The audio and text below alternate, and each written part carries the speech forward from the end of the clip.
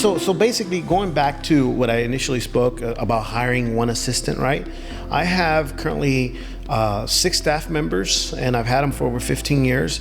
And I have one foreman that does all my projects, and he has 8 different people under him. So, I learned this from Winston Churchill's one time: wages can be good.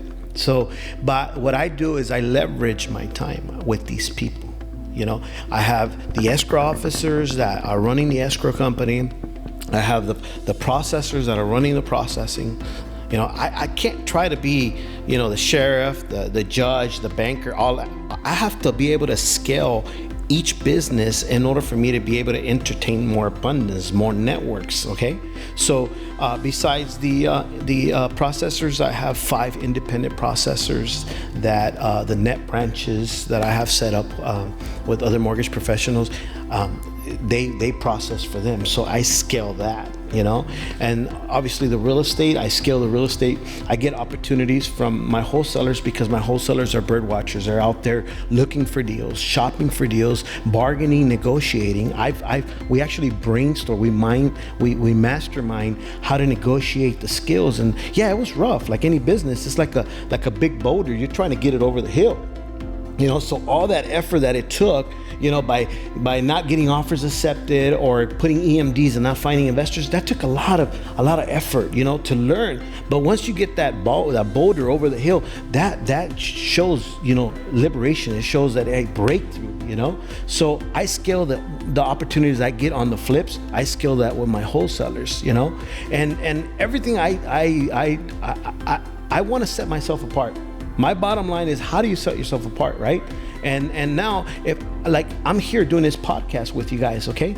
I have bird watchers working. I have realtors that are working finding homes, listing agents. I have my contractors working at multiple projects, and I'm able to be here with you guys and at the same time have an operation that's running. Yeah. How do you decide though?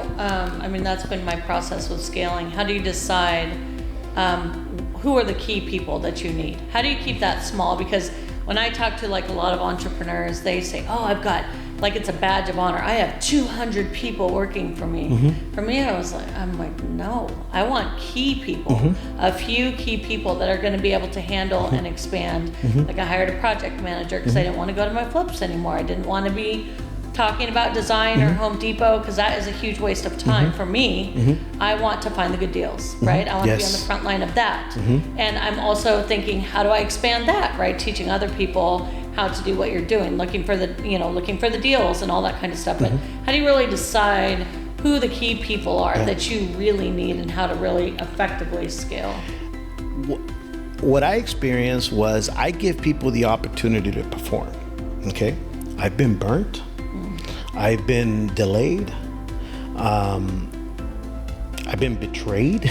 They go behind your back doing stuff like that, And once certain people get introduced to you and they have specialized knowledge that you can leverage, I've learned to build relationship with these people. I value these people 100%. I got their back 100% because I know in return they got my back, and because contractors can get your money and they can leave. Run. Or if you're doing a project and now it's delaying and you already funded the project up front so much money, what are the chances on that contractor coming back to complete it efficiently? 90% are looking to cut corners, right? Yes.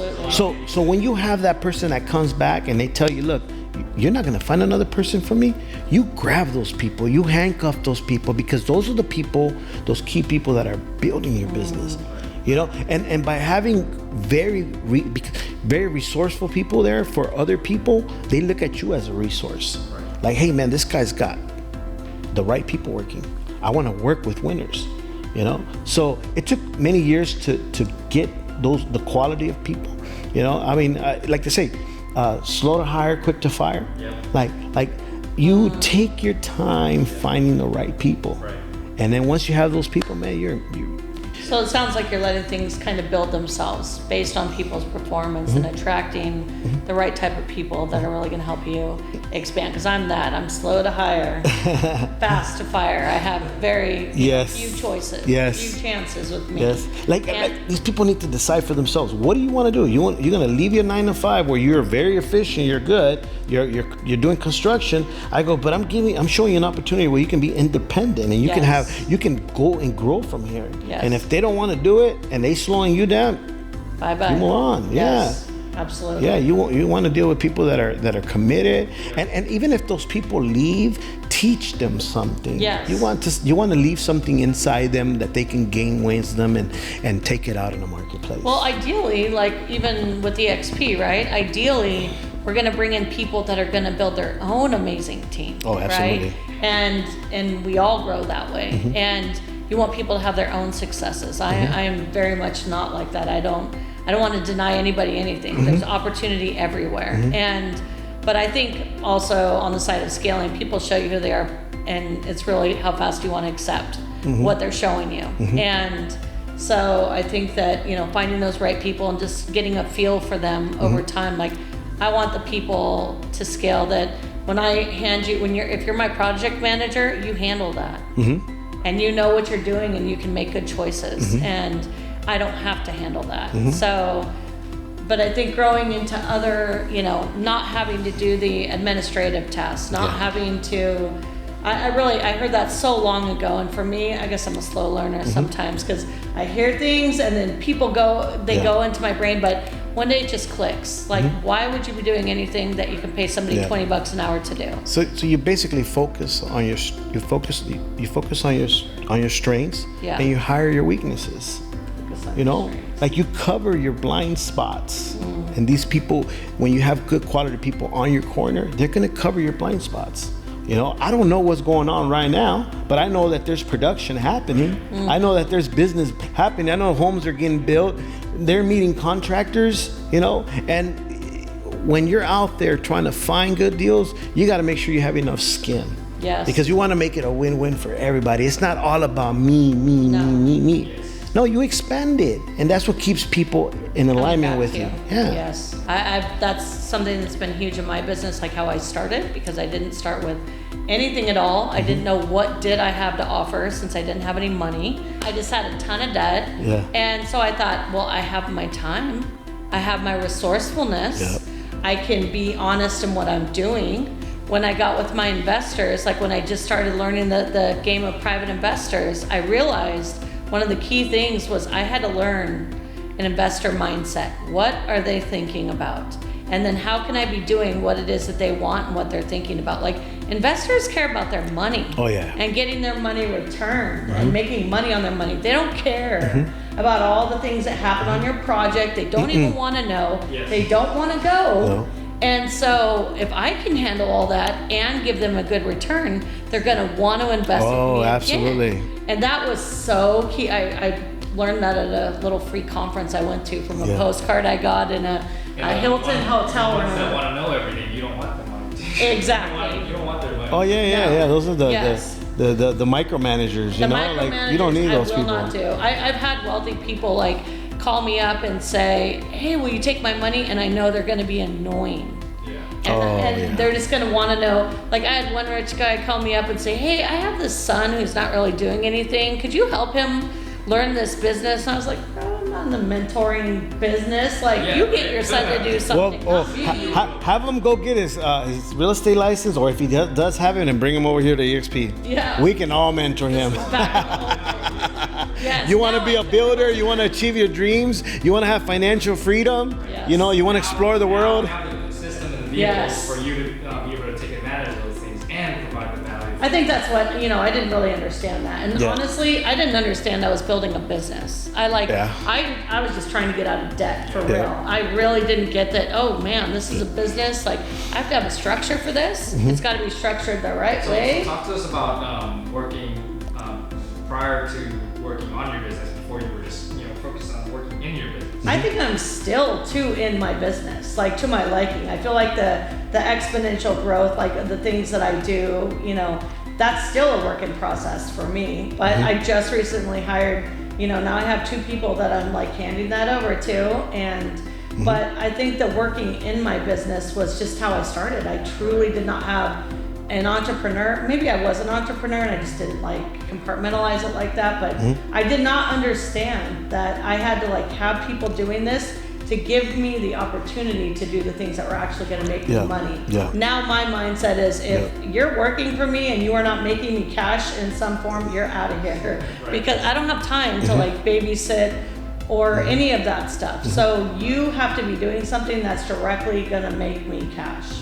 Whether that's finding more houses or managing my deal, freeing up my time so I can do that. Whatever that looks like, people have to directly be value. Bringing me, yes. It has to That's not be value negotiable support. for me. Yeah, and you've been very successful with your business, with flipping 10 homes a month or whatever. Yes. And,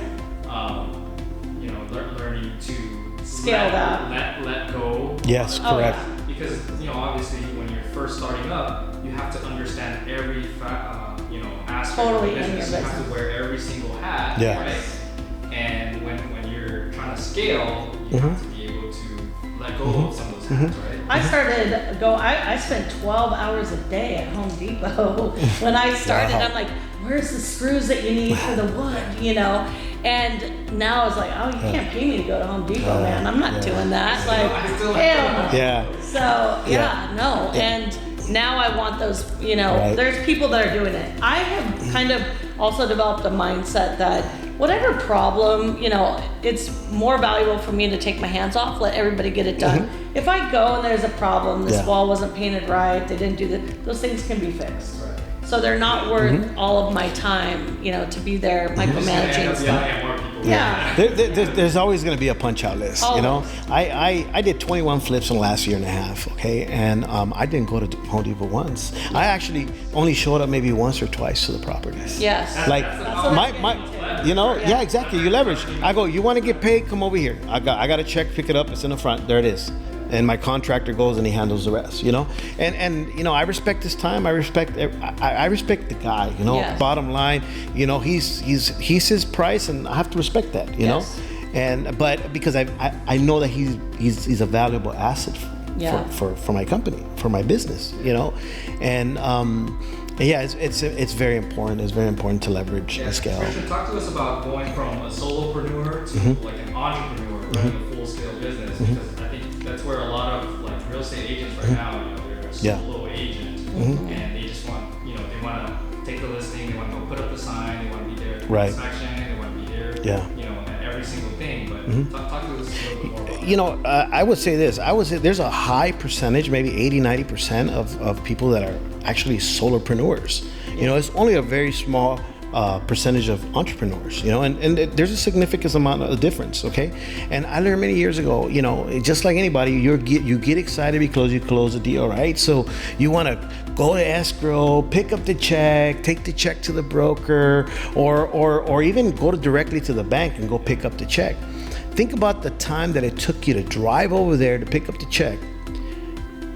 Go to your bank, deposit it. Drive back, go to your bank, deposit it. I go, you're in reality, you should let that check come to you. Yes. UPS overnight. Don't focus or waste time driving around unless you're masterminding, unless you're networking, unless you're prospecting, because you gotta take advantage of every minute that you have in a day. It's that mindset of, okay, how much is your time is worth? Yes. Calculate yes. how much your time is worth. Yes. And then whatever those activities that you're doing, if it's worth less than your time, don't do it. I would say this: become obsessed with the stuff that's really important. I become obsessed with my health. I become obsessed with certain things in my businesses, that are going to be profitable. Because when you have that kind of perspective, guess what happens? Your checks are not this small. Your checks are much larger. And then once you develop a certain mindset and a certain acceptance of income, like you can get checks for $250,000. Okay, here it is. You can get check for $800,000. Here it is, back in the bank. It doesn't do nothing to you. What you're gonna do is you're gonna, how do you 10x that money? How do I create passive income? How do I find more flips? How do I create more opportunity for me and my future? You know, because that goal is have more passive income. Because that way you're not 50, 60 years old, 70 years old, still on a grind. Right. And how do you take that money and make that money work? Yes. The stock market, trading options, or putting it in startups. Right? Now you're using those little money soldiers instead of just sweat equity from other people's labor. Yes. The money can exponentially move faster than people. Absolutely. I've made more money in the last 5 years just off of my investments than I did off of production. I focus on the production by helping agents, coaching them, mentoring them, elevating them, teaching them that, hey, this is possible. It might be a little overwhelming in the front because there's a lot to learn, but in reality, you're gonna grow, you're gonna learn, you're gonna get it. It becomes part of you. Like you can't read the whole dictionary in a whole day. You have to learn how to read it. So I think with real estate, you have to understand, or any business venture that you're doing, I had to accept at a certain point that I was just going to get up and work every day, right? Fit in time for the other stuff, but I constantly had to be moving forward, right? That next podcast I'm listening to, that next event I'm listening to, the notes I'm taking, the deals, the other businesses that I'm looking at. It's a constant learning grind. But proximity is power, like Tony Robbins said, right? Getting around the right people and stuff. But you always have to be learning. Like right now, we're learning about what a shifting market is, right? You're sitting there looking at the data, going, all right, what do I need to be focusing on? Right? If this isn't working anymore, what's going to work in this direction? And looking at my flips, am I going to keep moving forward with these? Am I going to shift to wholesales? What am I going to do? And so I think that you just always have to accept that you're going to always be learning and growing and just looking always for those new opportunities. And that's part of the reason why we're here too, is to be able to give back our knowledge to everybody else. Absolutely. More time and energy. Obviously, we can leverage this podcast way more than we can go out, Talk to individuals. Yeah, correct. Yeah. Absolutely. Individuals. Yes. Of course, we'll have events. Yes. But, it comes back to where you have to develop your skill sets, your mindset, right, and your relationship. Build key relationships Yes. with people that are doing what you want to do and where you want to do. That's very important. And that's what we're all about here is to be able to get back to our listeners or followers or audience. You guys remind me of that a theory I once heard about. They're planning to ship, the rocket to the moon, and they, no matter how much planning they did on it, 95% of the plans didn't happen as they were going up there. It was all about course correction till they got to their destination. It was course correction. That's what we do in our businesses. You course correct it, and when you develop that experience, the wisdom, the specialized knowledge, it's easier to problem solve. And people look at you like, how the heck does this person solve it? Because a lot of people react on emotions.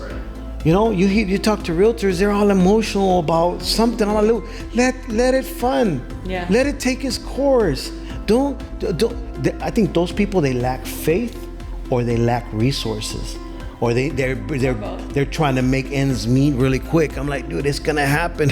We're a few hours from funding. Don't get all worked up 2 hours before funding. I think one of the ways that my teaching job in the beginning really worked to my benefit was it helped me develop the mindset. In my mind, I was already living the worst case scenario.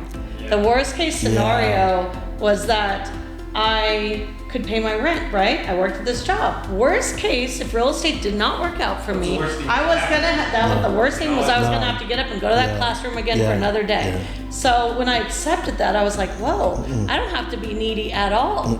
I need to just throw a bunch of things out there in terms of deals. I need to connect with investors. There's no backup plan. No backup. Zero backup plan, dude. And I was willing to risk it all. Yep.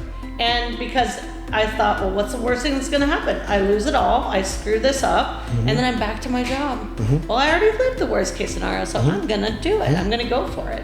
And really developing that mindset, I really feel like it's super critical that you do not portray neediness when you're doing deals, Yeah. or like the realtors, like Yeah. you said, that are like desperate for things to work out because they got to pay their rent or whatever. That is the wrong energy to have. Yeah, correct. Because it is going to stop you. Yeah, but once you get out that runway, right? Yes. You can't think about that, oh, I have this to fall back on, because that'll golden hand Oh shackle you yeah. down. Yeah. No, I had to deal with So that, right? once Yeah. you get out that runway, just go all Keep in. going. Yeah. That's the leap of faith, man. The quantum leap of faith, Yes. right there. Absolutely. That's very key. You know, you gotta take a leap. Like Yeah. if you don't leap, man, I mean, how do you expect to evolve? Right? You You know? gotta believe in yourself. If Yeah. you don't believe in yourself, like who else is gonna? Yeah. Well, this time is so short here. Like, even if we live to where 100 and whatever years old, it goes really, really fast. So you gotta, why would you just not throw everything at the wall? Everything. Because time is gonna pass. So do it. Yeah, do So- it now. Do it now. Try. Cool. Yeah. I think we're good.